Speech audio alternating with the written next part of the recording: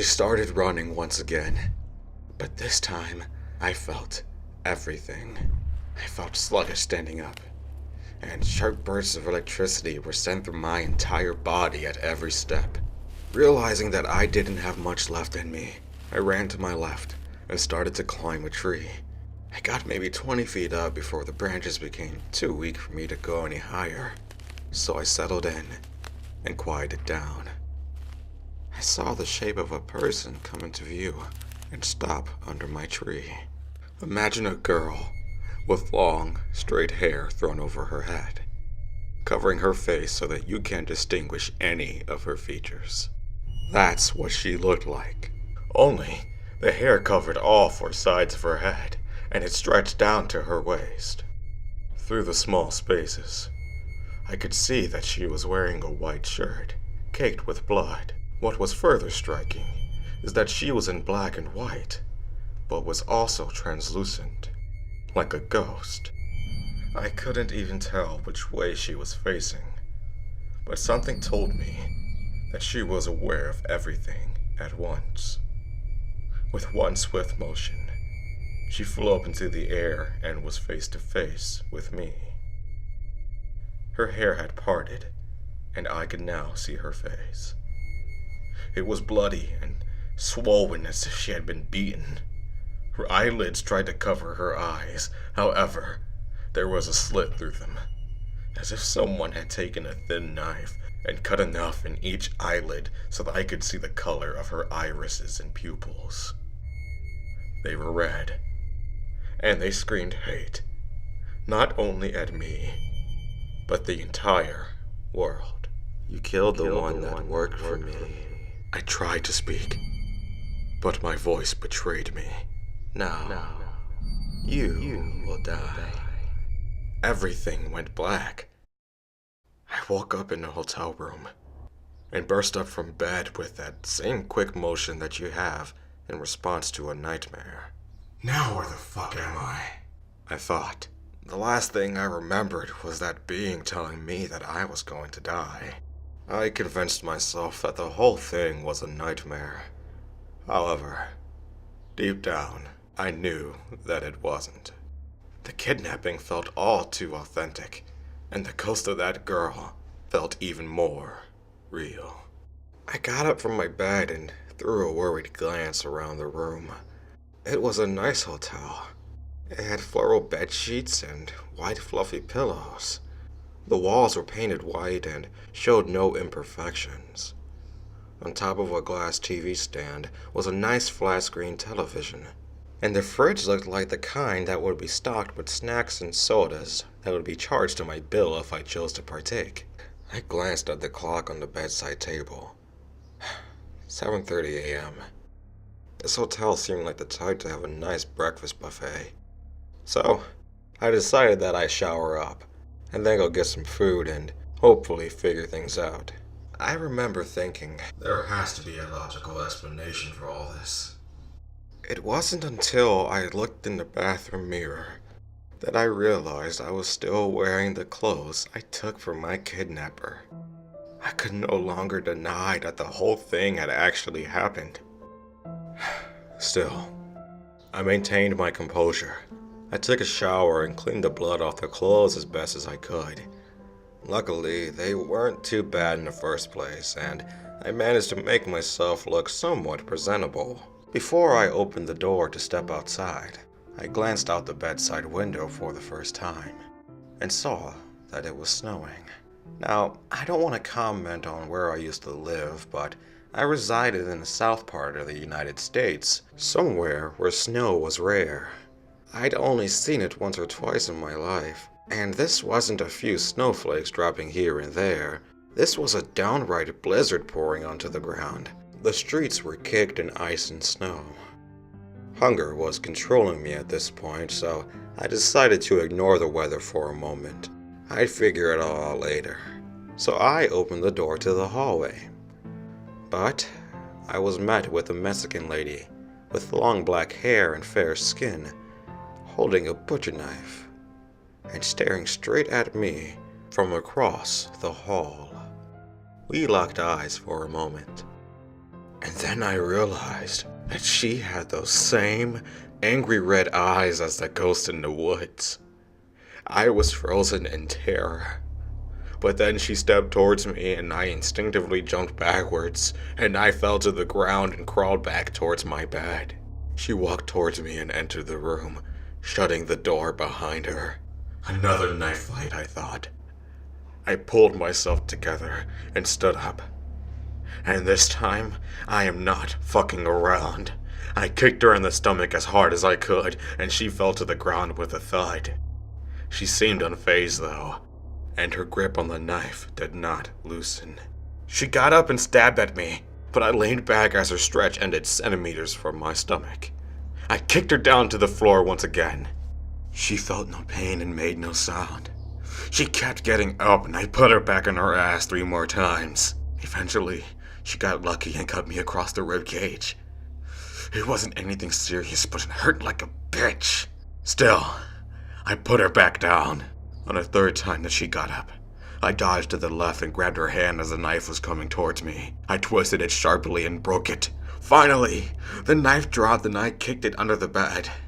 "Get out," I said, pointing at the door, as she walked towards me. She didn't speak, but instead got onto the ground and started crawling under the bed. I grabbed her from behind and hugged her so that she couldn't move. "I'm going to let you go," I spoke loudly and slowly. "Just leave." I released her, and she used her unbroken hand to reach for my throat. I swatted it away and ran out the door. Once in the hallway, I turned around and saw that she was once again going for the knife. So I stepped inside and closed the door behind me. I pulled her back out from under the bed and then threw her across the room. I grabbed the knife and walked towards her. I felt no sympathy when I stabbed the knife in her abdomen time and time again. It wasn't my fault that she had to die. It was the demon's doing. It wasn't until she stopped struggling and her blood ran cold that I realized her eyes were losing that evil red of the demon that had possessed her. In their place, however, were beautiful brown eyes that I wasn't worthy of taking in. The demon floated straight up from her skull, and my dejection was once again replaced with anger. As soon as the ghost appeared, it was gone, and I was left with the dead body of an innocent woman. Without a moment's hesitation, I stuffed her under the bed and walked out to the hallway once again. God fucking damn it, I thought. I'm a murderer now. I knew that sticking around was risky, but I was hungry and I had no money. So I took note of my room number, 117, and walked downstairs to find the buffet. I sat down with a plate of eggs, bacon, and sausage, with a cup of coffee to wash it all down. I mulled over recent events as I scanned the patrons of the dining room. At the time, I didn't know anything about the supernatural, but that wasn't all I was up against. I needed to focus on the facts, the tangibles, what I could control. It was 8:30 a.m., so I had about 12 hours before she was reported missing. Within a little over 24, she'd be narrowed down to my floor. They'd know I killed her by the end of the next day. I had to figure out what the hotel had on me, so I took a shot in the dark. I walked back to my room and got the girl out from under my bed. Then I dug around in her pockets until I found a $20 bill. Then I walked downstairs and met the hotel clerk. He looked like a college-age kid. Good. Hey. I smiled and let my arms rest on the desk. I pulled out the 20 and laid it out in front of him. How can I help you, sir? He asked as he eyed the crumpled bill. I leaned in close and asked, Would you mind telling me who's in room 117? He looked me in the eyes, then glanced back down at the money, and then back to me. Yeah, he said, pocketing the cash and turning to his computer. I stepped back and waited a few seconds. Then he motioned for me to come forward. Sir, we don't have anyone staying in room 117 right now. Is that all you needed? Thanks. And, this is gonna sound weird, but I had a crazy night. What state are we in? I want to make sure I didn't cross state lines. He laughed. We're in New Hampshire, sir. Ah, thanks. I responded as I turned around, attempting to hide my shock. I didn't know where to go, so I stepped outside and started walking. The snow was still falling, and, by my estimate, it was under 20 degrees out. I knew that walking in a short-sleeved shirt was dangerous, but I didn't care. I passed dozens of restaurants and convenience stores as I walked, and I realized that I would soon need food and water again. I might need to rob a store or steal some money, I thought. As I continued my trek, I couldn't help but notice that the homeless were spread out every few hundred yards or so, begging for money, warm clothes, or food. I wondered if I'd be joining them soon. I'd been walking through the busy streets for about 30 minutes when an elderly lady driving a minivan pulled over next to me. Hey, honey, why don't you let me give you a ride? She said, looking at me like I'm some kind of lost puppy. I was sickeningly cold at this point, so without hesitation, I hopped inside the vehicle. Thanks, ma'am. My pleasure, dear, she said, as she smiled at me and cranked the heat up. Now, where are you going anyway? You shouldn't be out in this weather. Oh, to be honest, I'm not quite sure. I guess I'm kind of lost right now. You hungry? I'm on my way for a little lunch get-together at my church. You're more than welcome to join us. Food's free. I'm not a religious man, but I saw my clear angle and I took it. That would be great. It's exactly what I need right now. To be in God's grace. She looked at me lovingly, as if I was her own son. I think it was God's plan that I found you today. Now, what's your name? I'm Jack. And you? Margaret. With that, we settled into a comfortable silence that only the best of company can bring. I leaned back in my chair and fell asleep. I woke to the car shifting to a standstill as we parked. I looked up and saw that we had arrived at St. Blaine's Church. It was painted all white with a huge cross at the top, and it looked new. The church itself, though, was small. Barely bigger than an average house. Come on, we're late, Margaret said. As I stepped out, I saw that there was only one other car in a parking lot. It was a short walk inside the church, but although I had been walking through it earlier, the sudden cold was enough to make me sprint inside. Immediately upon entering, I was welcomed by the pleasant sounds of friendly chatter to my left. I waited for Margaret, and together we walked towards it and into the dining room. A woman in her 30s met us as we entered. Hey, Margaret, she said, showing a toothy grin. Who's this? She added, directing her attention towards me. I caught a look of disgust in her eyes, but I couldn't blame her. I hadn't shaven and was looking like a hobo who had just been in a street fight. I'm Jack. Nice to meet you, I said. She didn't stick out a hand for me to shake, nor did she offer me a name. I decided it'd be wise to let her take the lead, so I didn't press. She led Margaret and I to the long wooden table. It was big enough to sit 20 people, but we only used half of it. Her twin boys were roughly 10 years old, and I noticed that she took care to have me sit as far away from them as possible. As I sat, their father put a reassuring hand on their backs and eyed me warily. I waited until everyone was seated, then cleared my throat and spoke. I appreciate y'all having me for lunch today. I know I don't look great.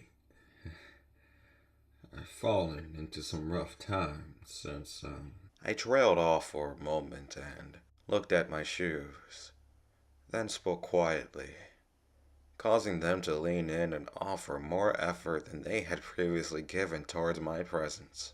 Since my wife and kids passed. The silence after that sentence was deafening, But I looked up and saw that I had broken the barrier that had been between me and the family. I'm so sorry to hear about your family. The woman said. I'm Emily. This is my husband William and our kids, Clark and Mark. If you need anything, please let me know. I shook each of their hands. Then we exchanged pleasantries and talked about everything except the KFC fried chicken, mashed potatoes, and macaroni that was sitting in front of us. Margaret must have noticed me glancing at it every few seconds because she said, I'm hungry. Why don't we say grace and then eat? Sounds good, William replied. Now, who wants to say grace? I'd like to, if that's okay. I said. They nodded at me in unison. Dear God, I said. I thank you for the food you have delivered in front of us today. And I thank you for the incredible company I have to share with it. I've fallen out of your grace recently, but today is proof that you love me unconditionally. Thank you for bringing me back to you, Lord. In Jesus' name, amen. The echoes of our conjoined amen sent the room into quiet, and for a moment, I worried that I'd done something wrong. Finally, William said, Let's eat. We didn't speak as much as we ate, but when we finished up, William offered me something that I am still grateful for to this day. You know, Jake, our church has raised $12,000 over the last few months. If you need a little something to get you back on your feet, we'd be more than happy to offer you half of that. I was stunned, but managed a weak Thank you. as he got up from his chair. When he returned 5 minutes later, he held an envelope in one hand and a coat and snow pants in the other. Here, He said as he handed them to me. But before I could respond, I saw a wisp of white fly through the door and into William's head. I jumped back towards the far wall, pushing my chair over in the process. Margaret, Emily, and her kids screamed in unison as they turned to look at me. Then my eyes met William's. They were red. Before I could even react, he was on top of me. He tackled me to the ground and his fist hammered away at my skull. I put up my arms to block his punches, but the pain wasn't hitting me too hard yet. So, I decided to wait for him to tire out before I fought back. His wife and kids began to scream in the background. Suddenly, Emily was attempting to pull him off of me, but she was met with a backward elbow to the face. The crunch of her broken nose was disgusting, and her kids ran over to comfort her. Before he could continue his attack, I took the moment to push him off of me, before hitting him in the face with a punch of my own. He fell to the floor and I yelled, get me a rope. He's been possessed by the devil. As Margaret sprinted out of the room, I jumped down on William and put him in a headlock. Not tight enough to strangle him, but harsh enough to keep him under my control. He didn't resist at first, but as Margaret returned, William pushed backward with insane strength and flung me away from him. From the ground, I saw him grab his neck with both hands and twist it until it snapped. The sounds of his family wails of terror echo through my mind to this day.